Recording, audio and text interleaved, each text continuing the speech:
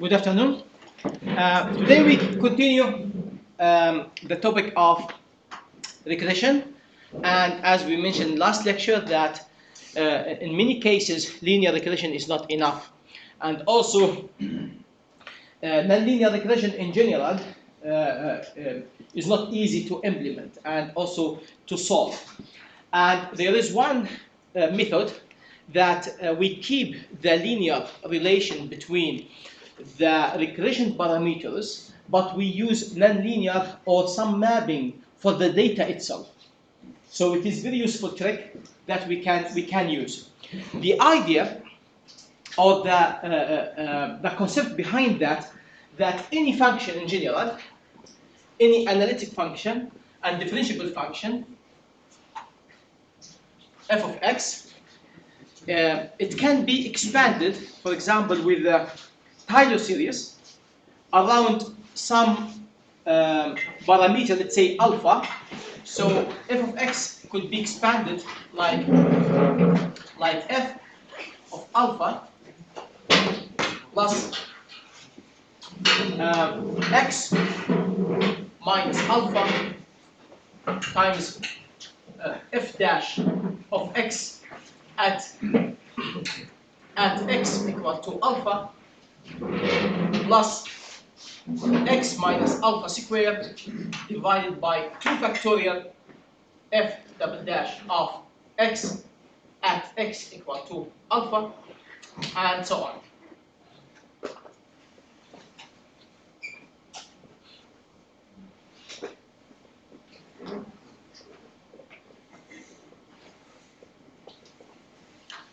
Okay, so for example, if we consider a special case that alpha equal to 0, then f of x could be represented like f of 0 plus x times f dash of x at x equal to 0 plus x squared divided by 2 factorial f double dash of x at x equal to 0, and so on. Okay. Therefore, this f of x could be represented as a polynomial with x squared, x cubed, and so on. Just to take a simple example, if we assume that f of x equal to sine x, then as we know that sine of 0 is equal to 0, so sine x could be expanded like f sine 0 is 0, so it is 0, plus x times f dash of x. So the differentiation of sine x is cosine x, and cosine 0 is equal to 1, so it will be plus x, and plus x squared divided by 2 factorial times the double differentiation of sine is the differentiation of cosine, which gives again sine, and sine of 0 is 0, so this we multiply by 0, and then it becomes like minus, because the triple differentiation of sine is minus cosine, so it becomes minus x cubed divided by 3 factorial, cosine 0 is 1, and so on. So then sine x could be expanded like x minus x cubed 3 factorial plus x 5 factorial, and so on. So this is one the expansion. So this sine x, this function could be expanded like this series of x cubed, x plus 5, and so on. So many functions can be expanded in this way. For example, we know that e of x equal to 1 plus x squared divided by 2 factorial divided by x cubed 3 factorial and up to infinity. So this is e of x, and you can also expand other functions as well. So the idea here that since we can formulate some complex function or complicated function by using this polynomial, the expansion of this polynomial. So the idea that we can apply it also the same here. So instead of looking for some nonlinear function, we keep the linear relation between the parameters of the regression, but we take some nonlinear equation for the for the data itself. For the data itself, this we will see one example about this.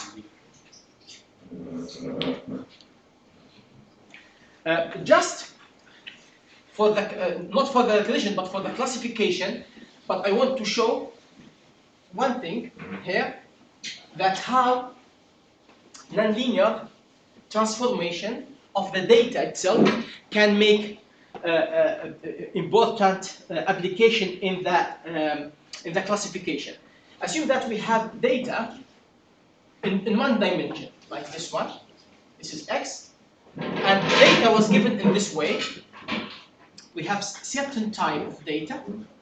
Here, this is 0.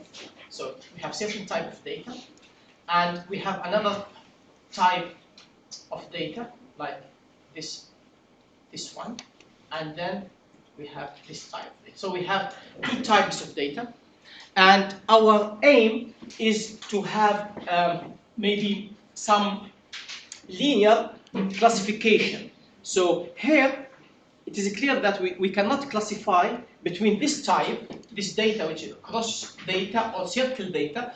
It is impossible to differentiate between them with a linear classifier. So because if you put the classifier here, linear, so this will be one type, but the other type contains both.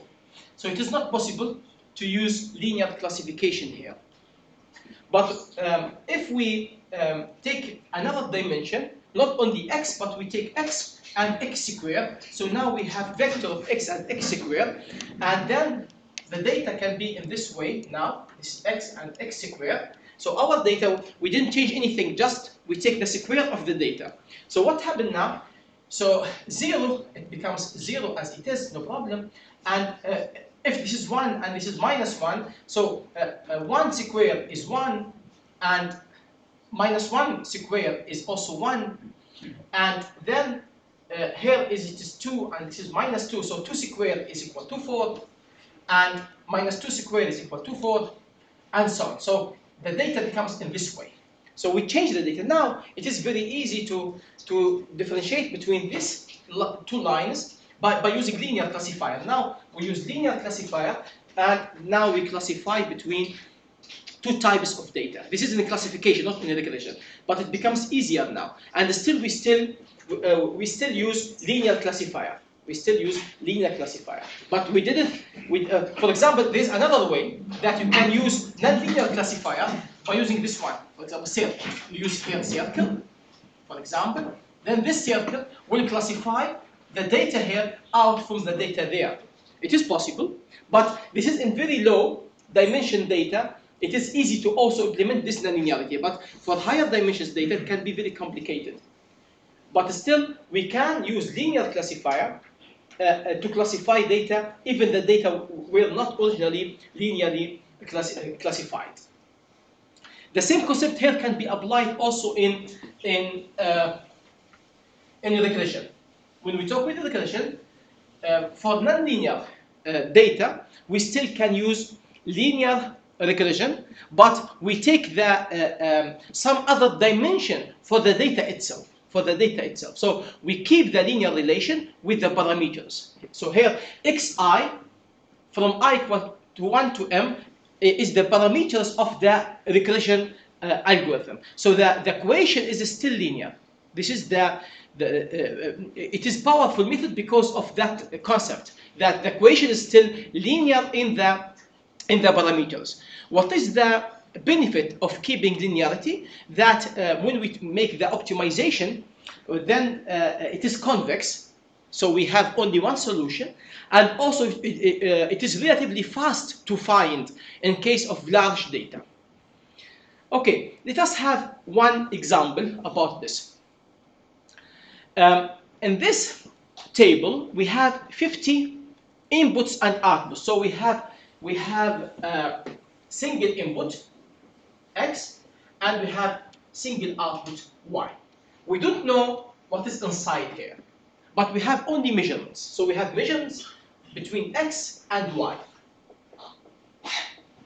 Okay. Now we like to have a good representation or matching regression. So we like to learn this relation between x and y. So we have here 50 inputs and 50 outputs, and we like to make the training for our regression by using a regression algorithm. Okay, so what we did here, we divide the data. We take only from the 50, we take the first 20 inputs, and then we try to make the regression. How we did that?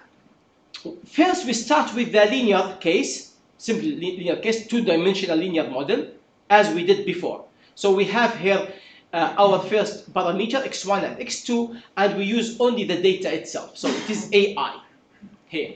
I from 1 to 50 is our data. So we try to find the optimum x1 and x2, and then we validate this model with data, and then we check if it is good or not. Remember always that in training or in modeling, we are always interested in the simplest model which can achieve the requirement. So no one looking for the complexity. Always we are looking for the simplest model possible, but we would like to achieve the required accuracy. Now, if this didn't work, then we like jump to this 3 dimensions. So you can see here, we didn't add anything except this AI is the input data square.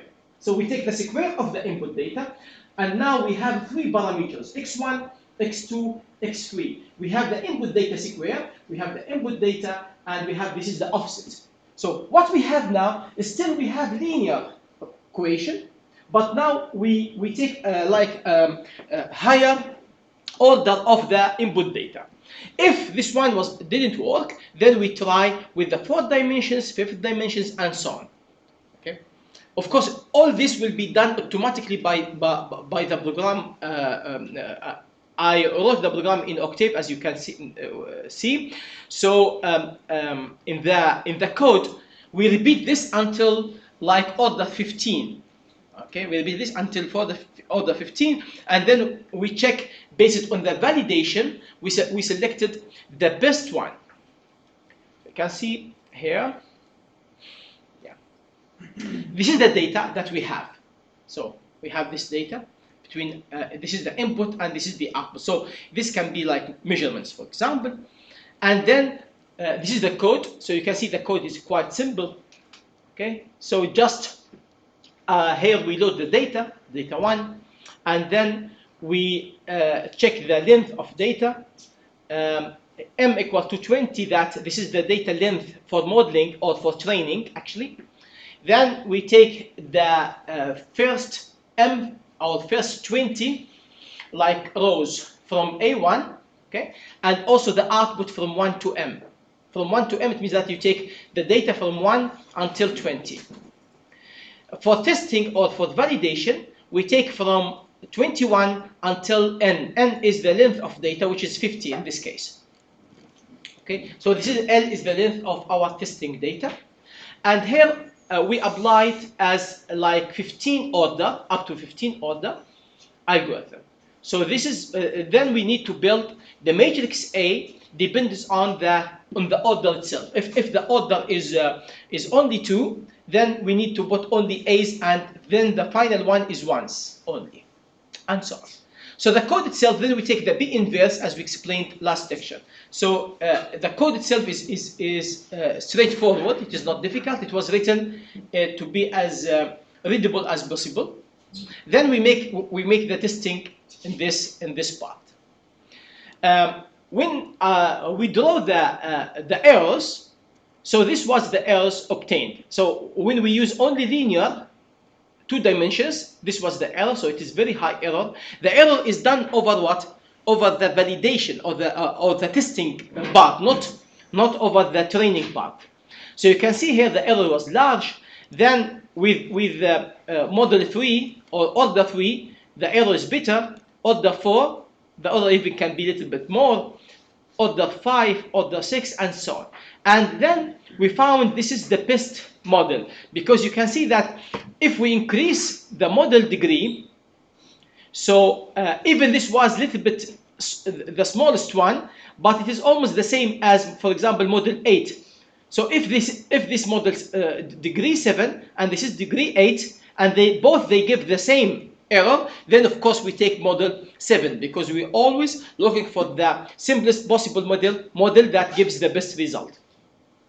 And now after that we start to have larger error again. Even we increase the model degree, but the errors can be even higher after that, which means that we have overfitting. We have overfitting. Here we have underfitting, and here we have good fitting actually, but we take the simplest one. So we take the simplest possible, or the least complex model, which achieve the required accuracy. So this is the concept. So the concept that now we can solve nonlinear regression using linear or nonlinear data using linear regression. So you can see here that for different type, this is for the linear regression, the line, and then this is for the 3 dimensions. And as we increase, so this is actually the best one which fits our data. It can be even more complex form. For example, you can express the data in this way. So you can see that this is highly nonlinear relation in the data, is nonlinear relation in the data, but it is still linear with the parameters of the regression. So still you can apply the same algorithms that we show last lecture. But here you need to take, for example, e of the power minus of the data, cosine of the data, and then keep it in this way. For example, if we assume one input and one output, so now this is your data here. For example, this is the input data, and this is the output. So we have here, for example, A1, A2, A3 until AN, and then we have the output like Y1, Y2 until YN. If we want to make this model, then what we do, simply you can, this is the input, then we can compute here, for example, e to the power minus A1, and then cosine by A1. Here will be e minus A2, cosine by A2, e minus A3, cosine by A3. So it is very easy to be done with a computer. And then the next data, it will be here sine 2 by A1, sine 2 by A2, and so on. Okay, that's all. So now it seems that we have new types of input data, and then we can just build our linear regression in this way. So yk, k is the sample number, equal to, if we call this like, for example, let's say alpha, and this is beta, for example, then we have alpha k, alpha 1, alpha 2, alpha 3, times x1, x1 is the parameter, plus beta k, x2 plus x3. Now we have linear regression. We can apply the concept of linear regression that we explained in detail last lecture. Even the data itself now, it is nonlinear in data. Nonlinear in data. We will see this again when we talk about support vector machines and other algorithms later. But this is the concept of using this transformation from linear to non-linear regression. Exercise, this is, you don't need to send it to me, but you can do it and maybe discuss it with the instructor. So you can download this file from model. It is data part 3 regression 1 from the course model. It contains 500 entries of 3 inputs and 1 output. Try to write general linear regression model to find the optimum regression parameters. you may take some data, for example, 100 or more for training and using the rest for validation. So try to train or your regression model with this data. Try to do it. Maybe you can just use linear regression. Maybe you can also increase the parameters. For example, taking x1 square as well, or input 1 square and input 2 square and input 3 square. Or you can try input 1 cube. Try to play with this example until you get very good model for the data. Okay, that's all about the linear regression algorithms. And now we start another very important topic in machine learning is the neural networks. It can be also called black box regression. Black box regression because actually we don't care how the algorithms are achieved, but we are looking only to achieve the relation between inputs and the output. Okay, so why it is called neural networks? Because it is actually inspired or deduced from the brain neurons. And if we look to the neurons, how they are or simplified section or sketch of the neurons, then we have here the nucleus of the neuron itself, of the neuron cell. We have here the cell body. Here, then we have dendrites and axon of the cell, and then we have connection between cells, between different neuron cells, is called synapses, as you can see that here. Okay. How we learn? So, because the cell itself is almost the same cell, so what was it changing during the learning process? Okay, or during memorization or whatever, any operation, what is the thing that it is changed during that operation, during that process? They found that the synapses changed. So you can see that we have connections. In human brain, for example, we have about 100 billion neurons, cells, and each neuron is connected to from 1,000 to 10,000 neurons. So every output, this is the output of the neuron, so it will be connected through the dendrites of other neurons. So it is very highly complex structure, even consists of very simple processing unit. One neuron is very simple processing unit, but the power and the complexity of the system comes through the massive connections between all the neurons together. So you can think that about 100 billion neurons connected, and every neuron is connected to from 1,000 to 10,000 other neurons. So you can think how many synapses that we have in the human brain. And during the daily activity, or during the learning, or during the memorization, or recall, the thing that is changing all the time is the synapses. The synapses is the connection, some connection between the output of each neuron to the input of the other neuron. The inputs of the neurons are called the dendrites. Now, when the synapse is changing, there is the signals between neurons are done through chemicals which have electrical effects. So it is electrochemical process. Okay, and when the neuron firing, then this synapse can block the input from going inside the neuron, or it can make it pass with maybe changes its magnitude, or maybe blocked completely. So this is the way when we try to learn something or memorize something, every time those synapses are changing all the time in order to achieve the requirements. Okay.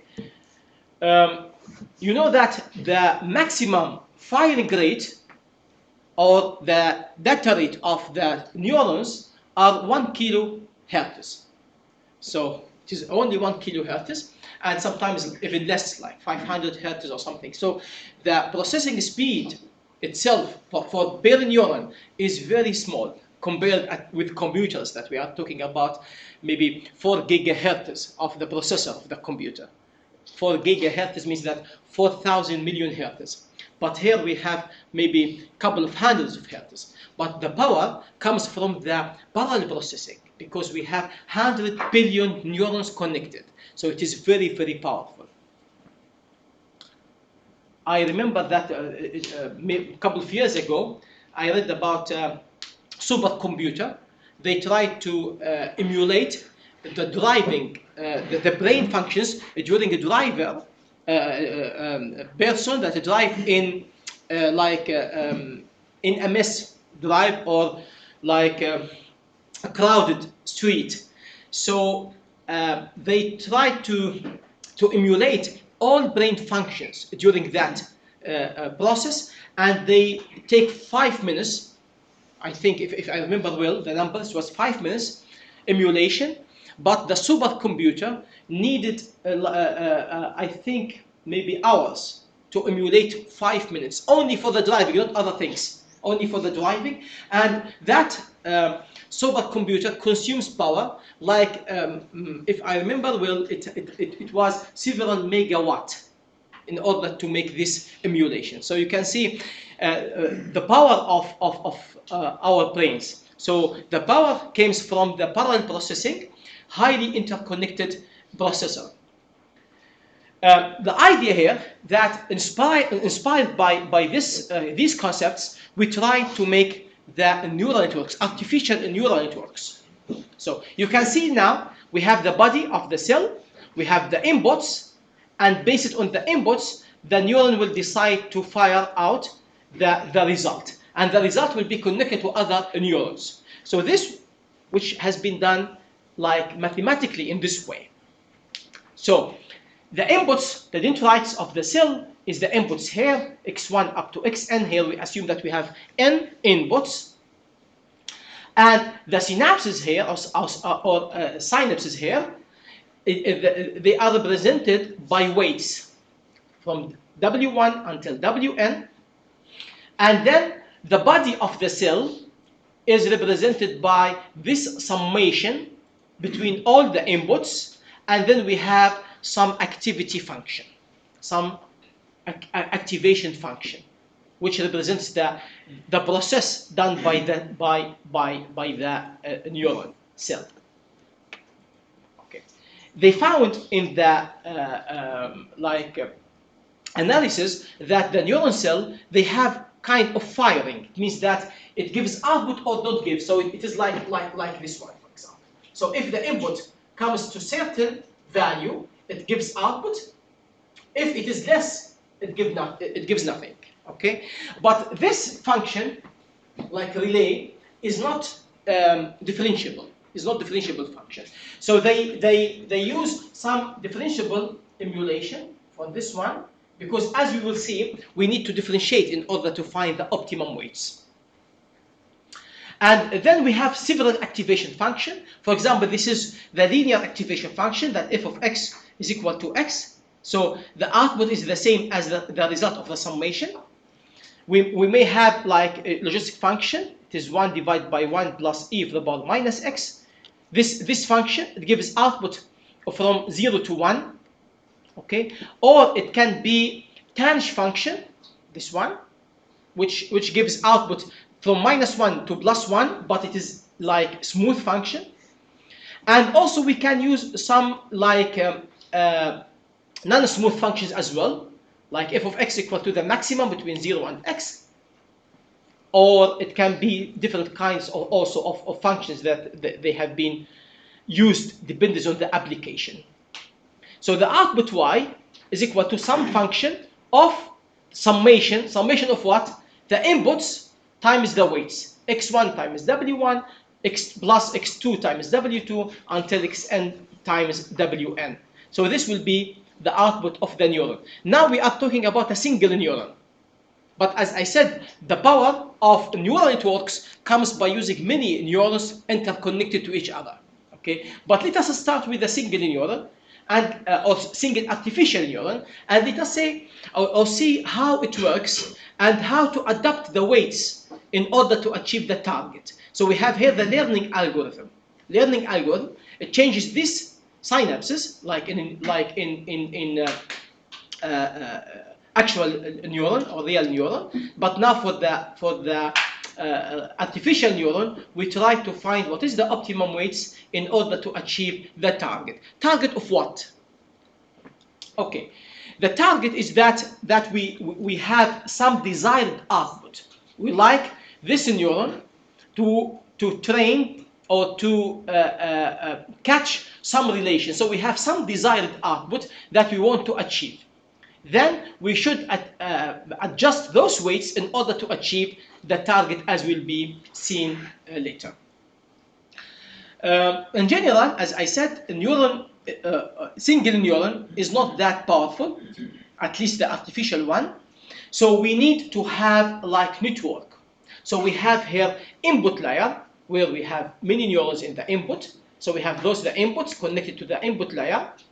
Then we have the hidden layers. So we might have single or more hidden layers. Then we have the output layer.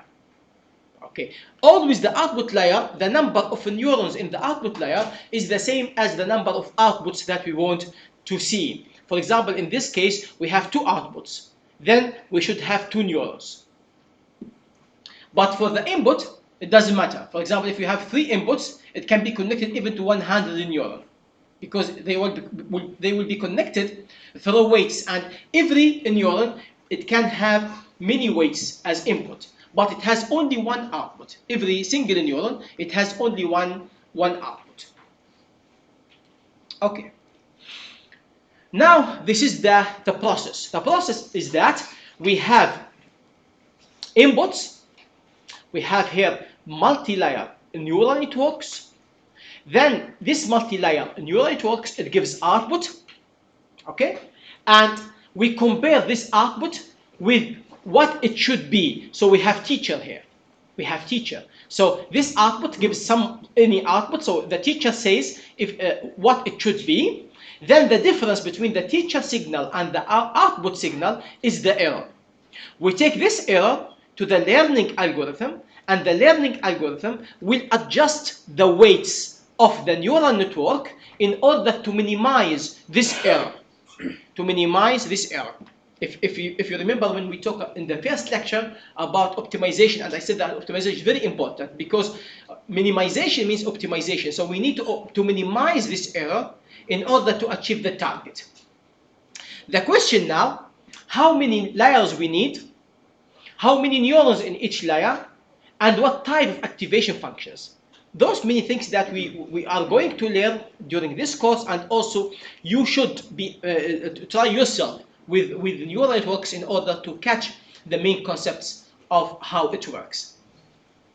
It is very easy, by the way. Many people, even they don't know signal processing or they don't know that math, they can use neural networks because we don't care what is going inside. Of course, we care in the course. This is what will be explained. But for the user, usually you just put the input and put what is the desired output, and everything will be done for you.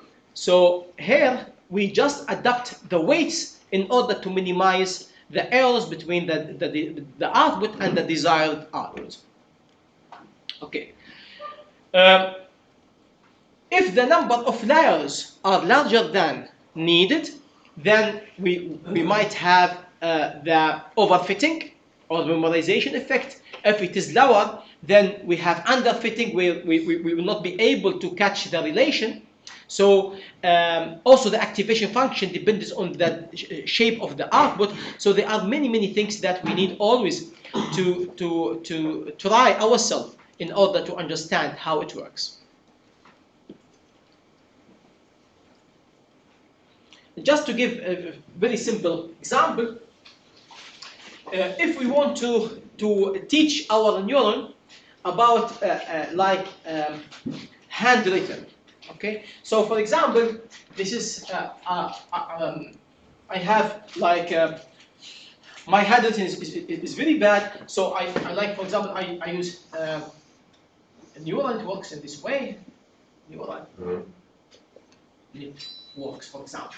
Okay, so now we take letter by letter, and we start to teach the neural network. So this is our neural networks here, and then we have the input. So the input is my style, my written style. So we take this N, for example, here. So this can be maybe one way that we put as a matrix. Let's say 5 by 5, or you can increase the accuracy as you like.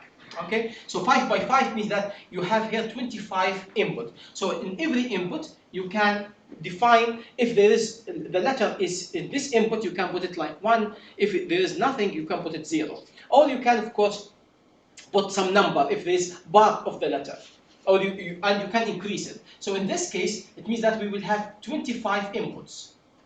Okay, and then how many letters we have is, let's say if we have 26 letters, then of course we can have also 26 outputs. This is one way. And you can have only one output, but you say 1, 2, 3, 4. But if we make it in this way, 26 outputs, and then I say that this is N for the input. So in the beginning, you have non-trained neural networks. So the network can be anything. So it can be here, let's say, assume that every output can be between 0 and 1. So this can be, for example, 0.8, this can be 0.7, this can be 0, this can be like 0.95, this, and so on. So it can be any output because it is not trained. This is the output of the neural networks. But now we put N, assume the N that is 0, 0, 1, and the others are zeros in your training. In your training that you put, this must be 1 and the other zeros. Now I show N to the neural network. And I tell the neural network that this must be 0, not 0.8. And this must be 0, not 0.7. And this must be 1, not 0, for example. And then this will generate the error. What is the error 1? Error 1 will be 0 minus 0.8 is minus 0.8. It goes here. And also the second one, it goes. And until we make training. Okay. Then I put the second letter, E, and U, and so on. And we make the all as we increase the number of training, as we have more accurate neural network or more trained neural network. And it should be, of course, the size should be enough to catch the relation. And after showing many letters, many times, then we have learned network. Learned network means that now they can read. It can read my writing style. Okay, with minimum error. With minimum error. So this is the simple concept or simple explanation how it should work. Of course, it can be images also. It can be two-dimensional images, as we will see later when we talk about deep learning, for example, and it can be whatever. So here, the nice thing that we don't care about inside. So what is inside? You just, if you build some function this way, so what you need is just to try several several forms. For example, you say that I use 10 neurons in the input and 5 neurons in the middle, and of course the output is the same neurons as the output layer. So if we have 26 output, then you must have 26 neurons in the output layer.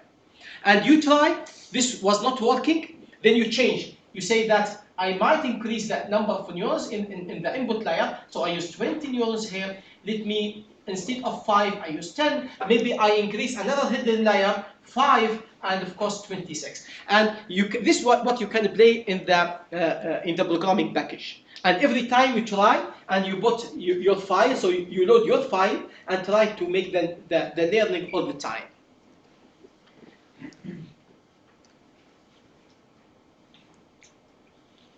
Okay. The question now that how the learning process is done. Okay. It means that how these weights are adapted. As I said, as inducer of the neuron. You don't need to know them in details, but in this course we will just give some hints how this, to know at least how this adaptation is done. But we make this after the break. So let us have 15 minutes break and then we continue. Now let us start to see the concept of the learning, how the learning is done. Okay, so here, as we said, for a single neuron, at least we start with a single neuron, then we extend it to the multi neurons and multi-layers. Now we have these weights from W1 up until Wn, so we have inputs here, and we have from x1 until xn, and this k represents the sample number. The sample number. For example, this is our output. So we would like to have some desired output, and then we might have like input x1, input x2, until input xn. So here we have some input, let's say 0, 1, 2, maybe 2.7, and then we have some desired output. This is sample 1, and this is sample 2, sample 3, and we might have any number of samples. So we call this, for example, this input as x1, 1. This input, for example, is x1, 2. It means that the above here, k, means the sample number. So this is the sample number, or the input number, okay? So from 1 until maybe m or whatever. And then we have the summation of these. So it will be x1 at sample k. Sometimes we drop this sample number for simplicity. So it is x1 times w1 plus x2 times w2 until xn times wn. This will be the summation. And then we take the function of this summation. So it is f of the summation, as you can see it here. So it is f of the summation from w1k multiplied by xi k. Wik, because during the samples adaptation, we might also change, because this will be also changing all the time. So it is not fixed. The weights are not fixed. And what is the error? The error is the difference between the actual output of the neuron minus the desired output, or the reverse, of course, doesn't matter. So the desired output at sample k. So for every sample we have some desired output. For every sample we have some desired output, but we have also the actual output. Then we take the difference between them, and the difference is the error. The error that we are aiming to minimize. This is the error that we are aiming to minimize. Okay? And then we like to minimize this error in order to achieve the training or the learning process. You can assume that x1k is always equal to 1, and in that case, w1 becomes the offset of this neuron, of this single neuron. Or you, in some books you can find that they add this offset independent. So they put specific input for the offset, but you can do it here as well. Okay. What we need to do, the first thing that to minimize the error, we need to build some criteria that we like to use for the minimization. One criteria which is famous, and it is maybe the most one used, is the mean square error.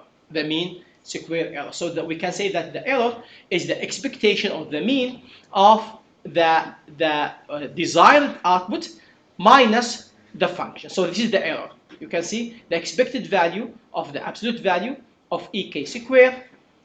This is one criteria that we use. So this is what we are interested to use in this neural network. So the expected value, and I said that the expected value can be dropped in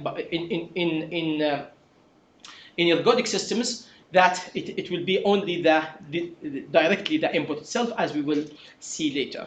Okay, so this is the criteria or the cost function that we are interested to minimize. We like to minimize this one. Of course, this is not easy to minimize by analytically or mathematically. It is not possible for a general function to have like a closed form solution for this problem. But we can solve this iteratively, as we will see. Okay, now I am going to explain some few concepts here for those who don't have that much math background. When we have vector, every vector it has magnitude and direction. Let us start with two dimensions only, like x1 and x2. So here we have vector x1 and x2. This is the vector that we have, x1, x2. It might be, let's say, 1 and 2. This is one vector, 1 and 2. So it is 1 in x direction. Here, it is 1. And it is 2 in y direction. So it is 2. So this vector, it is something like that. Okay? So this vector, it has magnitude. What is the magnitude of this vector? Is the square root of 1 squared plus 2 squared is magnitude of square root of 5. So this is the magnitude of this vector, but this vector it has only also direction. So, and this is the direction of this vector represented by theta, for example, where that theta equal to tan inverse 2 divided by 1. It is tan inverse 2, maybe 63 degrees or something like that. Okay, now we have, this is the vector 1 and 2. If we have this vector, for example, 2 and 1, it is different. If the magnitude is the same, but it's different because here it will be 2 here in x and 1 in y. So in that case, it will be in this way. So the magnitude is the same, square root of 5, but here we have different direction. So the theta here equal to tan inverse maybe 0.5, maybe it is 26 or 25 degree. So now we have direction and we have magnitude for the vector. Okay.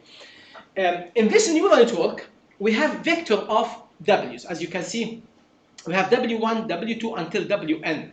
Okay. So what it means that we have this vector w, k. It means that at iteration k is equal to w1 at iteration k until wn at iteration k. This is the in vector. So this is the vector of the neuron weights. Remember, now we are talking about a single neuron. Okay. The question now, how to adapt the weights in order that the cost function that we are interested to minimize, we are looking to minimize this cost function, j of wk plus delta wk. Delta wk is the adaptation. How to adapt the weights in order to get the new cost function less than the previous cost function. What it means? It means that when we have this table of inputs from x1 until xn, and then we have the outputs, okay? So every time we make adaptation, we are interested to see this cost function, j of w, which gives us the wk, that as you know, that as we said, that this is the expected value of the error at k square, or magnitude square, okay, which can be represented simply like the desired output minus the actual output. The actual output, desired output at time iteration k minus the actual output, which is the summation of the function of the summation of the inputs xi at k times wi at k, and then we have I from equal to 1 up to n. So this gives the output of the neuron minus the desired output. This will be the error. This is the error k. This is the error k. Now we are interested to minimize this error, minimize the error square. So we are interested to minimize the summation of ek square from k equal to 1. It depends on the number of samples that we have. If, for example, we have m capital or whatever. So we are interested to minimize the error. We are interested to minimize the error. It means that we should, what is the parameter that is adapted every time is only the weights. So we should increase the weight in order to make the new weight have better results. So J, the error, the total error of WK plus the adaptation of W at K must be less than or equal to JK. of WK. If we can achieve or if we can find this adaptation, it means that all the time we can reduce the errors until we reach to the required performance. Okay, how to do that? We can make the same as we did in the beginning of this lecture, but I did in the beginning of this lecture by using Taylor series for a single or for the scalar. Now, how is the Taylor series for the vectors? The Taylor series of vectors is given by this way. So J, the cost function of the current weight plus the adapted weight equal to the cost function of WK plus the vector of the adaptation transpose times the gradient of J with respect to WK and plus the higher orders. It is called Hessian matrix HX and the higher order terms. Okay, if you look to this equation, how can you guarantee that this one will be always less than this one? If WK, or the adaptation delta WK is very small, then we can ignore the upper with certain accuracies. This one can be ignored. So we can take only the first two terms. So how can we guarantee that the new adapted J is less than this one? Remember that this criteria is always positive because it is the summation of EK squared. So this one is always positive, and this one also is always positive. So to make this less than this one, simply that the gradient term must be negative. The gradient term must be negative because this is always positive. So positive minus negative, so it will be less. Okay. To make this always negative, it simply means that the direction of the adapted weights must be in the reverse direction of the gradient. For example, if this is positive, this must be negative. If this is negative, this must be positive. So simply, this can be represented mathematically like this way. So the adapted delta WK is negative of the gradient, negative sign or negative direction or the reverse direction of the gradient. This is called stochastic gradient algorithm. This is called the stochastic gradient algorithm. We multiply here by mu. Mu is called the adaptation factor or the step size. So usually it should be from 0 to 1. Okay, and keeping mu is very small, to be very small, this guarantees the stability, but this can make the adaptation very slow as well. Making it large, we can have larger convergence, but we have also the possibility that we have divergent solutions. So we diverge from the solution. So mu should be selected carefully, and there are many adaptive algorithms that they are used to adapt this equation. So this is the adapted W. So adapted W is equal to WK plus 1. This is the new W minus the previous W, the weight vector. It means that the new W or the new vector is equal to the previous vector, this one, minus the mu times the gradient. So this is actually the concept of neural networks. The whole concept of neural networks based on this equation, based on how to adapt the weights of the conventional neural networks. Remember, now we are talking about feed-forward neural networks with back propagation. This is for the single neuron. And if we remove the expected value, if we remove this expectation from the criteria, and we take the instantaneous error by assuming that it is an ergodic process, then this is known as Steepest Descent algorithm. It is called as Steepest Descent algorithm. And the idea of the Steepest Descent algorithm, if we look for a single or for the scalar case, not multi-dimension, for single dimension, or 2 dimensions. So if this is the error, like this, okay. So if you are here, for example, then the next W, it will go in this direction. Next W will be here, next W will be here, next W, and until you come to the minimum, And once you reach the minimum, then as you know, the gradient equal to 0. The gradient, delta J with W, equal to 0 at the minimum, then you stop here. So the idea that the steepest descent, you are going to be closer to the minimum. This is the way that it works. There's some problems, of course, about the convergence speed, because as you are closer to the 0, it means that the gradient becomes very close to 0. And when the gradient becomes very close to 0, then this value becomes very, very small, and then the adaptation becomes also very, very small. Okay, so the adaptation can be very slow when you are closing to the minimum point. Okay. We will talk later about some other problems like the local minima problem when we talk about multi-layer algorithms. Okay. So now what I want to do, we have the gradient. It means that the differentiation of the cost function, and the cost function, this cost function is nothing but the desired output, as we said, minus the function of the summation. And now we take the differentiation.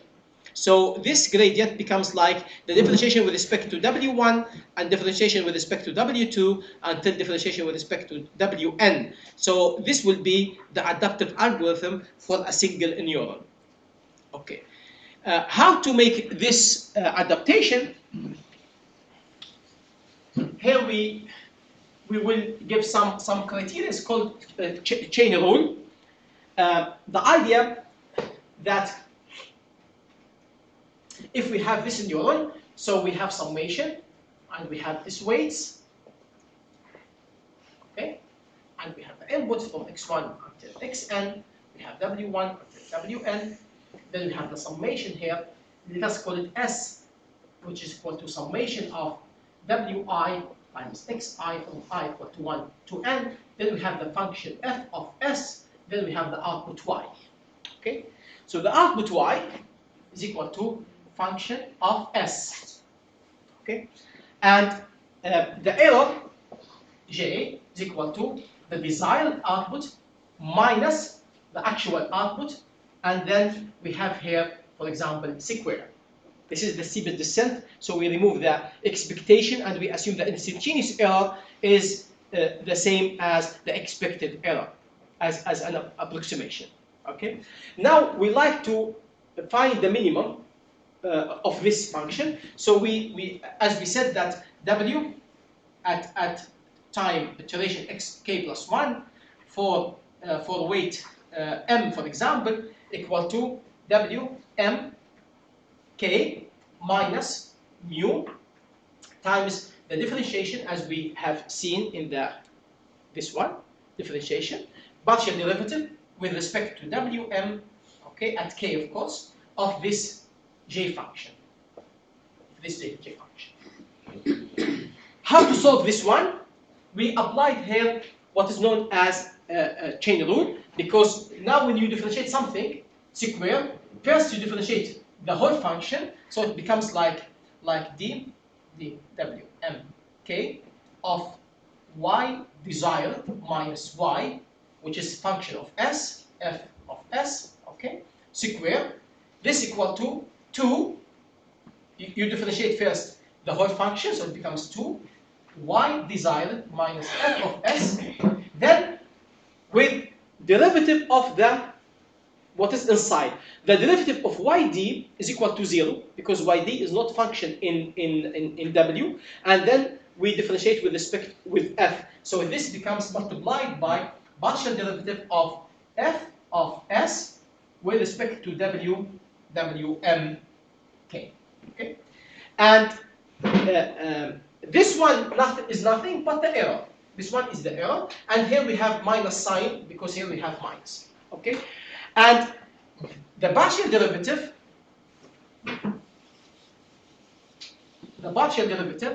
of f of s with respect to w m k with a chain rule, this will be the partial derivative of f of s with respect with s times partial derivative of s with respect to wm K. Actually, this chain rule will be applied a lot, especially for the back propagation. So you can make chain for this derivative, that the differentiation with the function f with respect to C attenuate is the derivative of f with respect with s and with times the derivative with s with respect to w, because you can see this cancels this one, and then you will get the same function here. So what is the derivative of fs with respect of s is simply is f dash.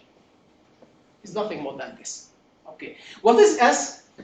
S is, as we said, is the summation of wi k times xi k from I equal to 1 up to n. It means that, to make it simple for you, that is w1 k times x1 k plus w2 k times x2 k plus wm k times xm k until wn k times xn k. So when you take the derivative with respect to wmk, this will be 0, 0. Everyone is 0 except this one, which gives you xmk. So this will be multiplied by xmk.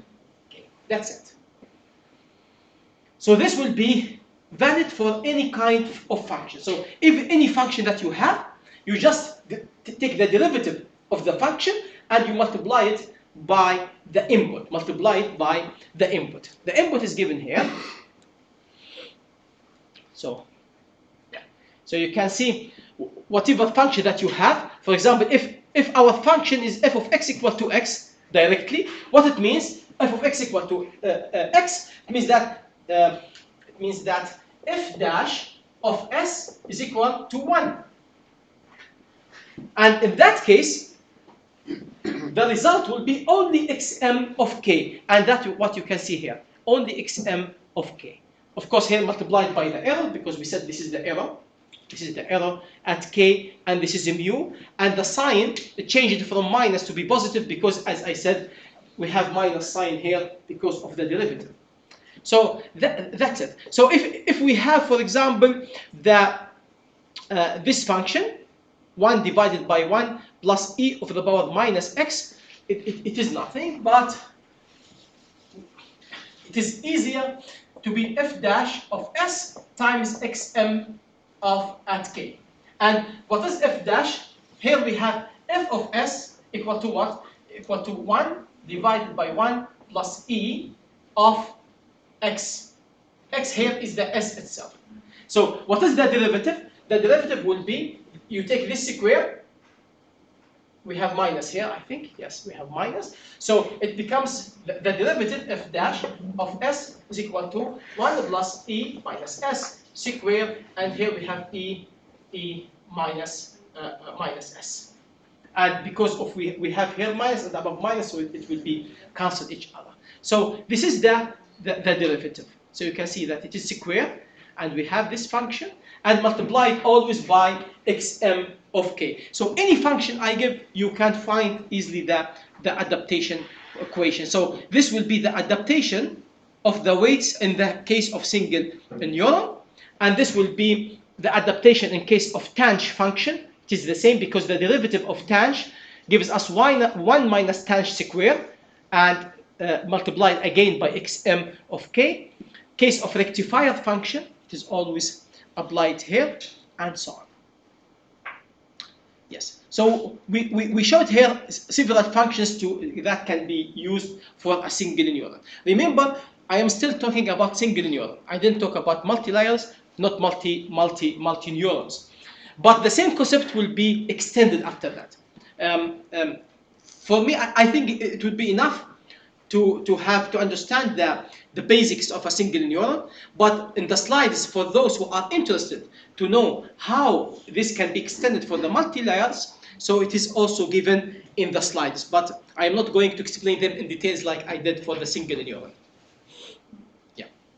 So in a single neuron case, we have some limitations, and I give this exercise that you can try, that it is required that you try yourself to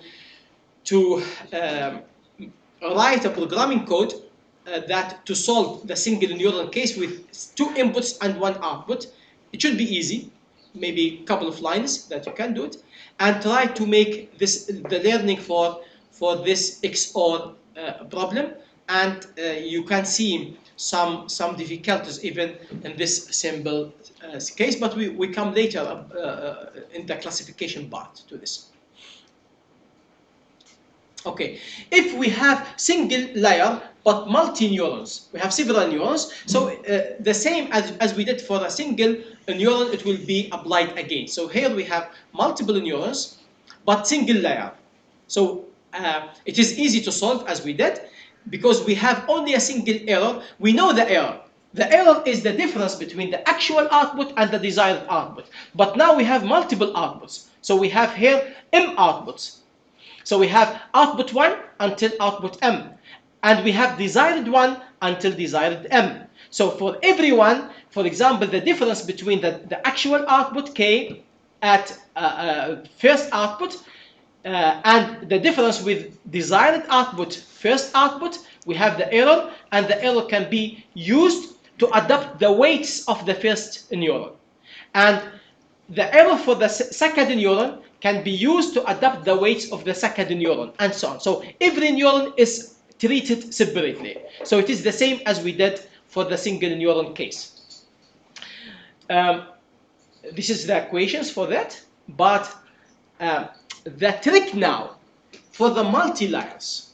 For multi-layers, now we have output layer, it is called layer L. So we assume that we have L layers, so this is the output layer. And then we have multiple hidden layers. The tricky question now, we know the error in the output layer because here we have the desired output and we have the actual output. The difference is the error. But how can we know the desired output for the hidden layers? Because we saw in the single neuron that we need to know the error in order to adapt the weight. Okay, for the output layer, it is easy to find the error because the error is the desired minus the actual. But what is the error for the hidden layer? We don't know what is the desired here. What is the desired here? What is the desired? We don't know this by default. We know the desired only in the output.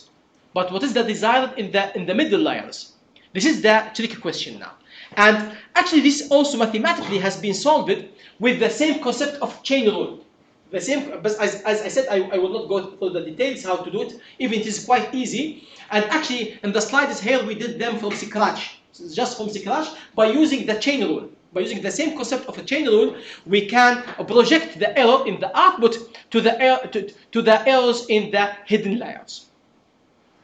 Okay, and this was given in this way. So we started by the output layer, okay, and then this is for the output layer, and then for the hidden layers, this is the output of each hidden layer, because you can see here the output of this hidden layer, for example, it will be what? It will be the output of the previous layer times the weight plus the output of this layer times its weight times the output of this layer times its weight, and so on. And the output of the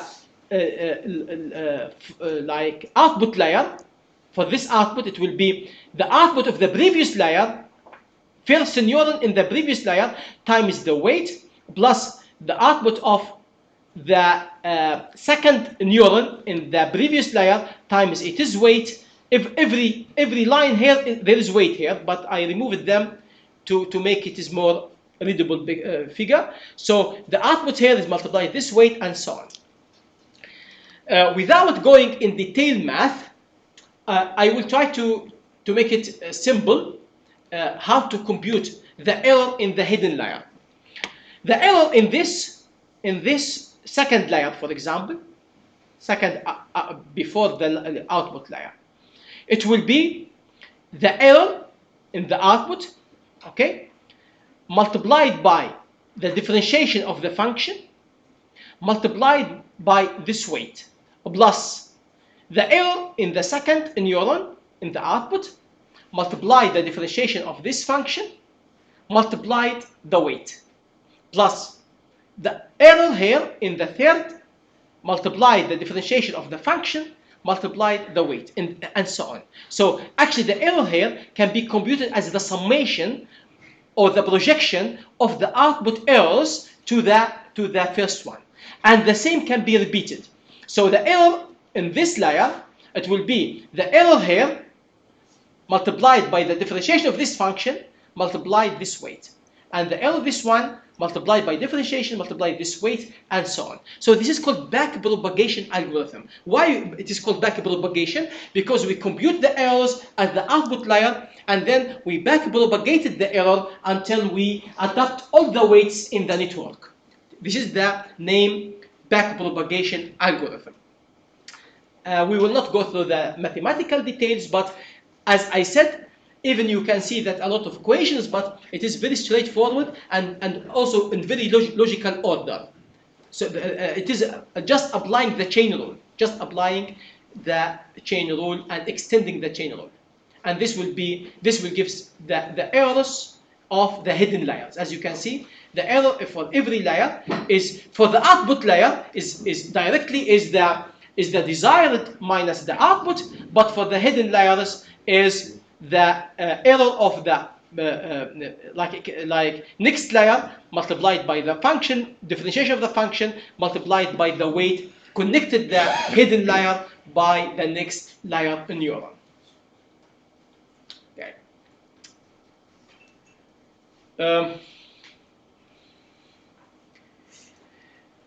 For the purpose of this course, I wrote a code under Octave, but it can also work, the same code, it works also under MATLAB. I tested it over MATLAB as well. So the purpose of writing this course is for those who like to learn how to write like neural network functions. No, the purpose is not to build like a high sophisticated function for the neural networks, because they are already included in many packages. In Python, they are already in MATLAB, in Julia, so there are many packages and very high sophisticated codes there. But this code, if you like to use and to see how it is written, because it was well explained, what is the function of every line in the code. So the code is available on Moodle, so you can use it for free, and you feel free to modify as well and to use it. I have tested it for many applications. It was working fine, but it is not that fast actually. So here I talk a little bit about the limitations of the code. So the code is in this way. The code, the name of the code is ANN, Artificial Neural Networks for MATLAB, or for Octave, the same. And it will return to you the weights of the network. And also it retains the output of the validation. Here as input, you can put X. So X is the input-output data. So in this code, for example, let's say you have this relation that you want to teach. You have this code or this database that you have, let's say, X1, X2, X3, and you have certain output Y. So you have 1, 0, 5, it gives you 1, and minus 1, 3, 7 gives you, or let us do something more interesting. Instead of using just random, assume that we want to have the median of numbers. So you put here 2, 3, 1, it gives the output is 2.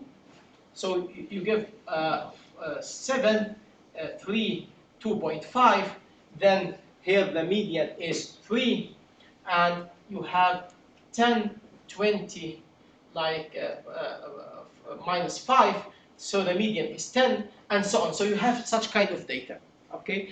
And we want to build a neural network to catch the result, to catch the mapping. So the mapping is median. You take the median. So we like our neural networks. Assume that you don't know this relation, and you want the neural networks to catch this relation by itself. Okay, so you have this input. Now you put this as matrix X. So matrix X, you put it in this way. So you put 2, 7, 10, and so on. So 3, 3, 20, and so on. And 1, 2.5, minus 5, and then the output. So you put the output also in the same matrix. So it would be 2, 3, 10. So it can be any number. It can be, for example, thousands of inputs. Okay, and this is x. You put this x for the neural networks function, and then n and l is the number of neurons in each layer. So you make it in this way. You open vector. For example, you say 5, 7, 1. It is automatically the code. They will know that you use only one output. So they know that there is the last one is the output because you have only one neuron in the output layer. And here it means that you use 3 layers. The hidden layer, it has 7 neurons. The input layer, it has 5 neurons. And the output layer is only 1 neuron. If you put 5, 1, it knows that you have 5 neurons in the input and only 1 neuron in the output, and you have 2 layers. Okay? If you put, for example, 10, 10, 3, 5. Sorry, it cannot be 5 because we have one output, so the output must be always 1. So automatically it knows that you have 4 layers. Okay, first layer is 10, second layer is 10 neuron, third layer is 3, and last layer is 1. Okay, so I wrote the code to be general, so you can put any number of neurons, any number of layers. The third one, the third input is the function. So the function here, you put the activation function that you use in each layer. Because, for example, in this case, how many? We have 1, 2, 3, 4. Then you put them like linear. If you use linear function, you use L. If you use, for example, the second layer, you use a rectifier, you use R. Third layer, you use, for example, tanh, you use T. Fourth layer, you use linear, you use L. So you can free put any of those functions. So I implemented about 3 or 4 functions in this code. ERR is the target error. When you want your neuron to stop. For example, you want to stop after you reach error, for example, 0.01. You put 0.01 here. In maximum, you put the maximum number of epochs. How many times that you want to go through your data until it converge. Because some problems will not converge. So it can take hours. So here you say that you want to stop after 100 trial or after 1,000 trials. So you can put some number that when it is stopped. And finally, the percentage. The percentage, for example, if you have the data is here, you have 1,000 row, 1, 2, 3, 4 times 4 columns. So you want to say to the neural network function how many percentage you want to use for training. As we said, we have part for training and part for validation. So for example, you want to use 50%, then you put here 50. 50 means that 50% of the input will be used for the training and the other 50% will be used for the validation. So this is quite simple function, and when you check the code, you will find that it is only a couple of lines. Even it can do a lot of things, but it is only a couple of lines. So I'm totally encourage you to try to write even at least not the back propagation if you feel that it is difficult, but at least to try with the single neuron programming single neuron case.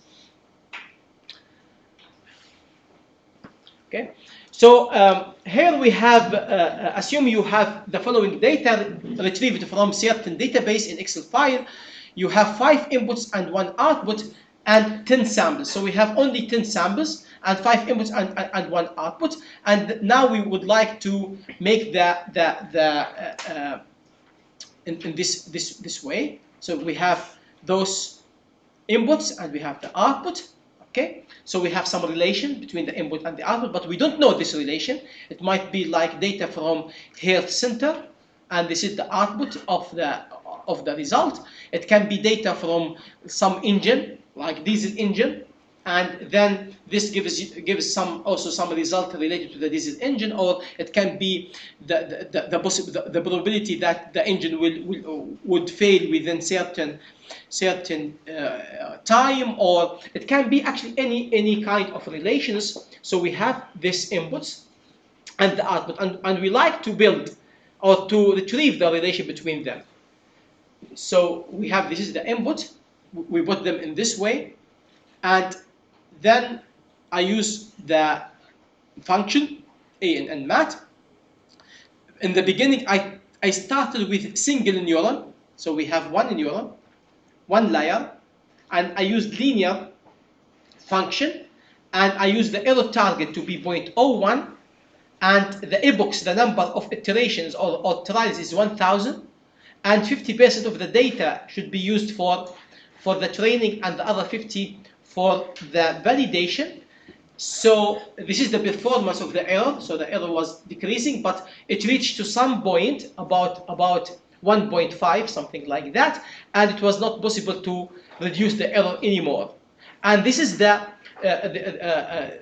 blue one is the actual output for the validation, and the red one is the output of the neuron. And you can say that the neuron failed to capture the relation because the validation is very bad. What I did next, I decided to increase the number of layers into 2 layers, and I used 5 neurons in the first layer and 1 neuron in the output layer, and I used tanh function for the input layer and linear function for the output layer, and I kept the others the same. So now you can see even the error, actually the average error is still bad, but somehow is better.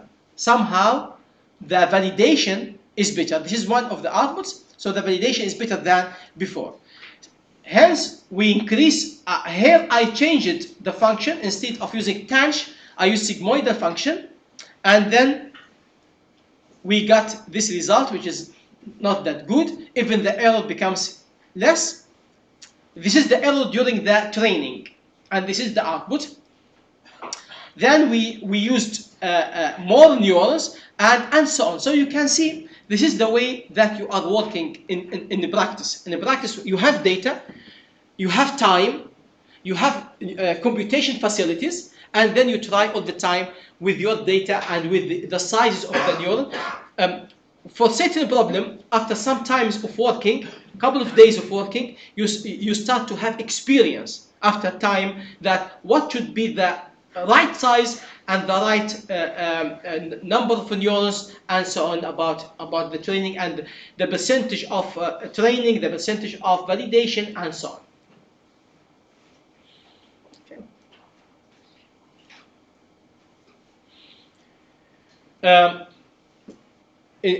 On the model, you will find some data. It was I have taken them from one site. It is called Bima Indians diabetes data. There is an explanation you can find in the model about the data. It gives some inputs, like some measurements based on some patients. I think there's about 700 patients in that file. You can download it from the World Health Organization database, and also within 5 years it gives 1 or 0. It means that what is the possibility that to have diabetes or not. Okay, there is one tricky thing in that data, that it is not balanced. So the number for those who got diabetes, I think it was much less than those who didn't. So you need to make some balance in the data that you use, and try to use this file. First, you need to read the file, and you can, if you study my code, you will know how to read Excel file, and then you will need to make the training and try to find the best code or the best number size of the neural network to be able to learn this health or health related database. Okay. It will be very nice if you can rewrite the same code over Python by yourself. This will be like a great achievement if you can convert this Octave code to Python code. This will be like learning exercise for the Python code. And then you may compare the speed between both of them. Okay. This will let us leave this to the next lecture, that how to build the neural network with Python. I'm not going to, as I said, explain the details about about how to implement algorithms, but at least to show you something related to that. And then we study also the deep learning. Thank you very much.